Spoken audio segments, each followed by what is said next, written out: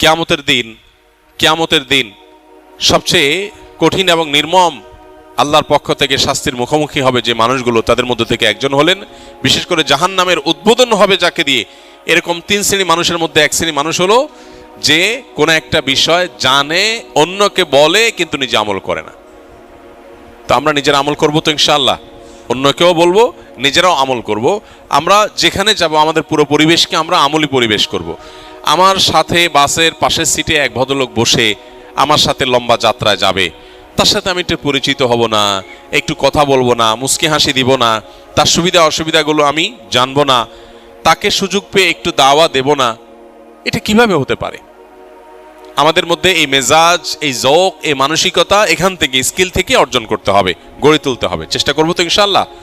আমাদের দায়ী ভাইরা যারা আছেন তারাও চেষ্টা করবেন যে আমাদের প্রত্যেকটা ভাইকে দাওয়াতি মেজাজে তৈরি করার, দাওয়াতি মুডে তৈরি করার, যে অভ্যাসই হবে দাওয়া দেওয়া মানুষকে। আর দাওয়া দেওয়ার প্রয়োজনে একে অন্যের সাথে আমরা সম্পর্ক গড়ে তুলব। আমরা সেলফিশ হব না, স্বার্থপর হব না। আজকাল দেখা যায় যে আমি এখানে একটা নির্দিষ্ট লক্ষ্য নিয়ে আসছি, আমি আমার কাজে আসি, সে তার কাজে আসে। এখন আজকাল দেখবেন কোনো জায়গায় আছে মানুষ প্রত্যেকে যার যার মতো মোবাইল টিপতেছে, বসছে, কোথাও ওয়েটিংয়ে আছে, কেউ কারোর খোঁজ খবর নিচ্ছে না। কারোর উপকার করা, কারোর স্বার্থ রক্ষা করা, এগুলো তো অনেক পরের কথা। একটু দাওয়া দিবেন সেটুকু করতে তিনি কার্পণ্য করেন। তো আমাদের 2 ভাই মাশাআল্লাহ এক্সাম্পল সৃষ্টি করেছেন, আরও ভাইরা আছেন, অনেকেই করেছেন।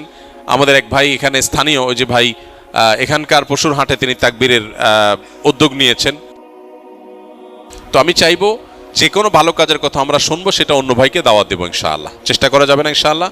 আল্লাহ তাআলা আমাদেরকে তৌফিক দান করুন, আমরা জানা জিনিসের উপর আমল করবো ইনশাআল্লাহ। আজকে যেহেতু প্রশ্নোত্তর সেশন নাই, আমি শেষ করব, তারপরেও আপনাদের মধ্য থেকে সরাসরি প্রশ্ন নিতে চাই, 1-2টা প্রশ্ন। দাঁড়ান। ওয়ালাইকুম আসসালাম।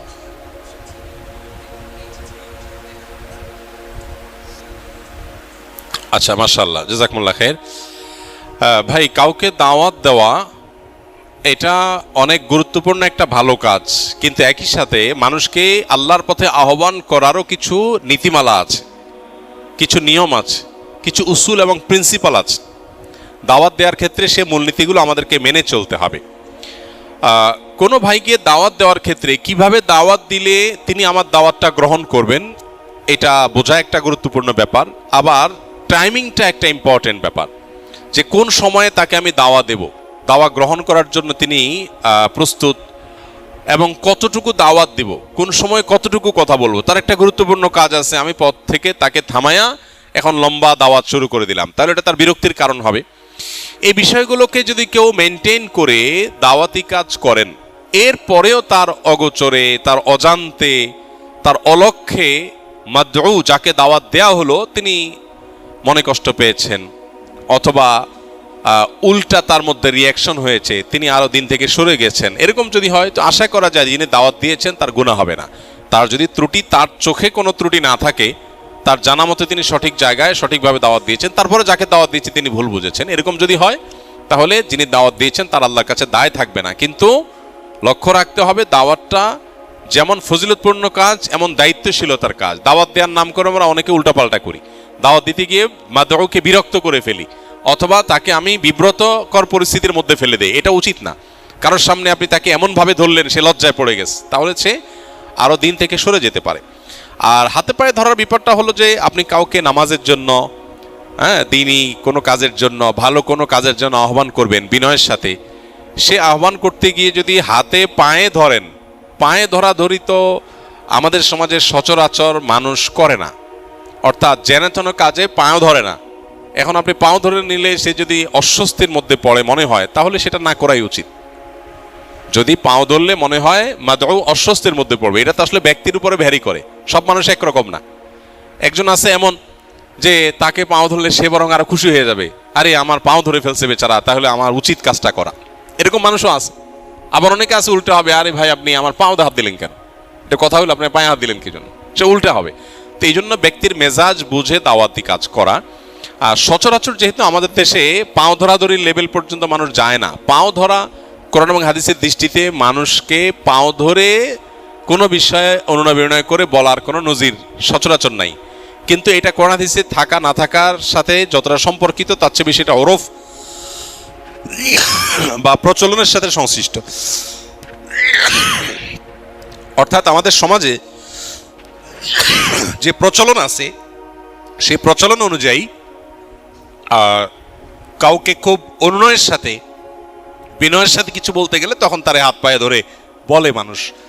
তো এই লেভেলে যদি বলে তাহলে সেক্ষেত্রে এটা হারাম হবে না, নাজায়েজ হবে না, যেহেতু আমাদের ওরফে এবং সমাজে এটা জাস্ট একটু জোরালোভাবে হৃদয়ের গভীর থেকে রিকোয়েস্টের একটা প্রকাশ, সেই হিসাবে এতটুকু করা যাবে। জি, আর কোনো প্রশ্ন? পানিটা দাও।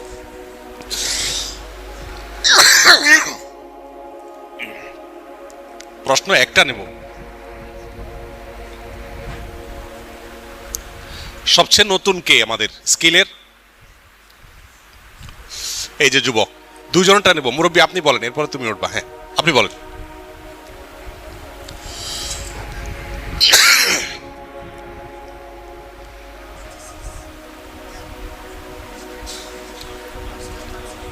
আপনি গত সপ্তাহে আসছিলেন না? আপনাকে বলেছিলাম ওর সাথে আলাপ করার জন্য। হ্যাঁ, ওর সাথে আলাপ করবেন। আপনার পার্সোনাল বিষয়ের জন্য তো এতগুলো মানুষকে আটকে রাখতে পারেন না। আমি বলছি শরীয়ী কোনো প্রশ্ন আছে কিনা। বাবা, আমি কোনো মত বিনিময় করতে বলি নাই। আমি বলছি আপনার কোনো জিজ্ঞাসা আছে কিনা, ইসলাম সম্পর্কে আপনি জানেন না, জানতে চান, এরকম কিছু আছে?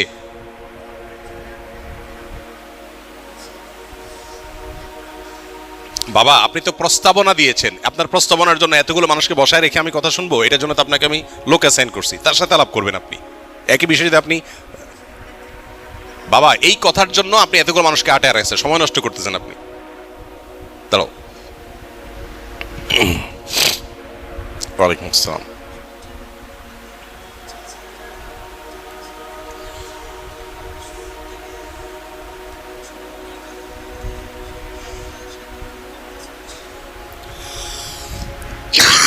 বাড়ি কোথায় তোমার? নোয়াখালী। কিসে আছো তুমি এখানে? হ্যাঁ, বসো। মাশাআল্লাহ। কি নাম তোমার? ইসমাইল। ইসমাইলের প্রশ্ন হলো যে চাচা জ্যাঠা তারা যদি বাবার হক মেরে খায়, সম্পদের হক নষ্ট করে, তাহলে তাদের সাথে তার আচরণ কি হবে? তার জন্য গুরুত্বপূর্ণ প্রশ্ন, আমাদের অনেকের জন্য গুরুত্বপূর্ণ প্রশ্ন হতে পারে।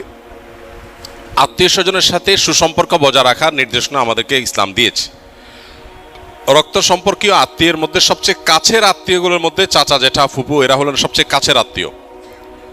একেবারে বাবার দিককার আত্মীয় যারা, তাদের সাথে আমাদের আত্মীয়তার সম্পর্কটা সবচেয়ে গভীর এবং কাছাকাছি। অতএব চাচা জ্যাঠা ফুপু তাদের সাথে সুসম্পর্ক বজায় রাখতে হবে এবং যথাসম্ভব তাদের সাথে সম্পর্ক ছিন্ন করা যাবে না। এখন প্রশ্ন হলো, তারা যদি আমার বা আমার বাবার হক মেরে খায় তাহলে আমি কি করব? ডেফিনেটলি তাদের চাইতে আমার বাবার প্রতি আমার দায়বদ্ধতাটা বেশি। অতএব বাবার হক মেরে খাওয়ার কারণে আমি অবশ্যই তাদের প্রতি আমার কষ্ট থাকবে, সেটা খুবই প্রাকৃতিক, এবং দুঃখ থাকবে, সেটাও খুবই স্বাভাবিক। কিন্তু অ্যাট দ্য সেম টাইম তারা আমার রক্ত সম্পর্কীয় আত্মীয়। এই জন্য তাদের ওই অন্যায় কাজের প্রতিবাদ, সেটার বিহিত প্রতিকার, এটার জন্য আমার চেষ্টার পাশাপাশি তাদের সাথে সম্পর্কটা ছিন্ন না করে সম্পর্কটাকে টিকিয়ে রাখার চেষ্টা আমাকে করতে হবে। একটু কঠিন, একটু জটিল।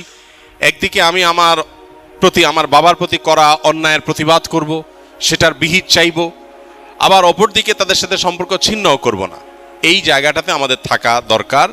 এবং এই জাতীয় জায়গায় এই উভয়মুখী আপনার প্রচেষ্টা, এটা একটু কঠিন হয়, কিন্তু এই কঠিন কাজটা করার চেষ্টা করা আমাদের দরকার।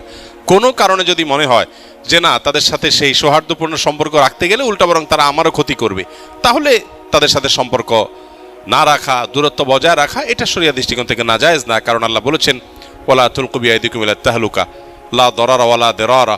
নবী আলাইহিস সালাম বলেছেন। এজন্য আপনি ধ্বংসের দিকে, ক্ষতির দিকে নিজেকে ঠেলে দিতে হবে না। আত্মীয় আপনার ক্ষতি করবে, তারপরও যেতে হবে, নট নেসেসারি। তবে বাবার সাথে যদি দূরত্ব হয়ও, আমি চেষ্টা করব আমার সম্পর্কটাকে স্বাভাবিক রাখার, এবং একই সাথে সুযোগ থাকলে অন্যায়ের প্রতিকার চাওয়ার। দুইটা আমাদের সমন্বয় করার চেষ্টা করব। আল্লাহ আমাদেরকে তৌফিক দান করুন। জাযাকুমুল্লাহ খাইর।